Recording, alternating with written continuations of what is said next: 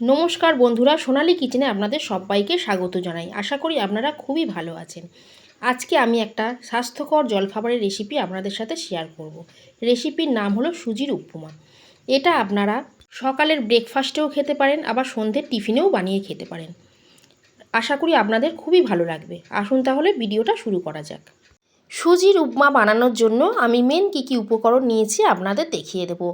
এখানে আছে ছোট করে কেটে নেওয়া বিনস, পেঁয়াজ, 1 কাপ সুজি, বড় চামচের 2 চামচ টক দই, কড়াইশুঁটি, গাজর, আছে 1 মুঠো চীনাবাদাম আর কাজু বাদাম।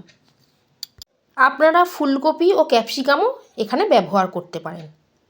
প্রথমে আমি সুজিটা ভেজে নেব।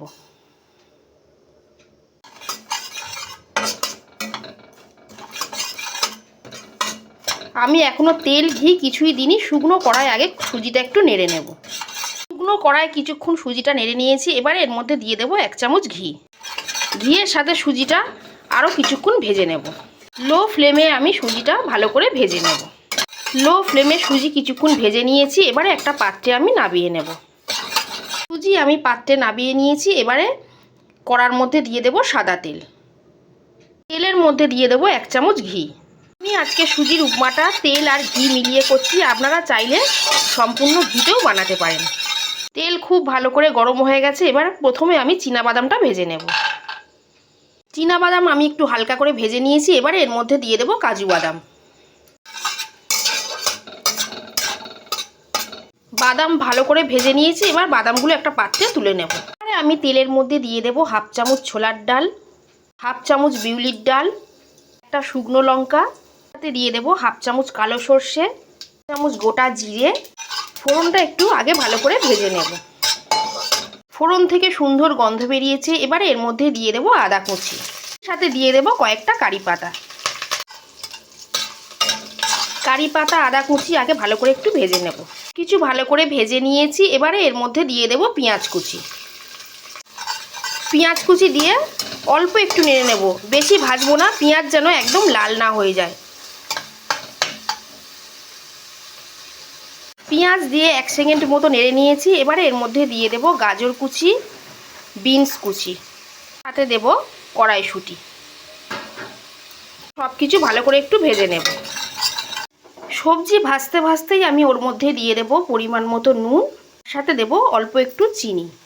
চিনিটা দিলাম যাতে সবজির এই ক্রাঞ্চি ভাবটা বজায় থাকে। সবজির মধ্যে আমি সব কিছু দিয়ে দিয়েছি। শেষে দিয়ে দেব কাঁচা লঙ্কা কুচি। কাঁচা লঙ্কা দিয়ে একটু নেড়ে দেব। আপনাদের বাড়িতে যদি ছোট বাচ্চা থাকে তাহলে আপনারা ঝালটা এখানে বুঝে ব্যবহার করবেন। মধ্যে দিয়ে দেব ভেজে রাখা সুজি। সুজিটা আমি সবজির সাথে আরও কিছুক্ষণ ভাজবো। লো ফ্লেমে সুজিটা ভালো করে ভেজে নেব। সবজির সাথে সুজি কিছুক্ষণ ভেজে নিয়েছি। এবারে আমি এর মধ্যে দিয়ে দেব জল। আমি যেই কাপ মেপে সুজি ব্যবহার করেছি সেই কাপ মেপেই জলও ব্যবহার করলাম। আমি 1 কাপ সুজি নিয়েছি, সেই কাপেরই 1.5 কাপ জল এখানে ব্যবহার করলাম। সুজিতে কিন্তু আমি গরম জল দিইনি, নর্মাল জলই এখানে ব্যবহার করেছি। সুজিটা আমি ভালো করে একটু সেদ্ধ করে নেব। সুজি আমাদের রেডি হয়ে গেছে। উপর দিয়ে দিয়ে দেবো ভাজা কাজু বাদাম আর চীনাবাদাম।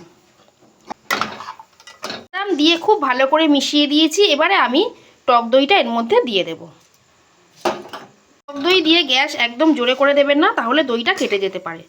টক দই দিয়ে খুব ভালো করে মিশিয়ে দেব। সুজির উপমা আমাদের একদম রেডি। ওপর দিয়ে দিয়ে দেবো ফ্রেশ ধনেপাতা কুচি। এবার আমি আপনাদের সার্ভ করে দেখাবো। হেলদি সুজির উপমার এই রেসিপি আপনাদের কেমন লাগলো কমেন্ট করে অবশ্যই জানাবেন। ভালো লেগে থাকলে লাইক করবেন, শেয়ার করবেন, সোনালী কিচেন চ্যানেলটা সাবস্ক্রাইব করে দেবেন। আজকের মতো এই পর্যন্তই। সবাই খুব ভালো থাকবেন, সুস্থ থাকবেন। ধন্যবাদ।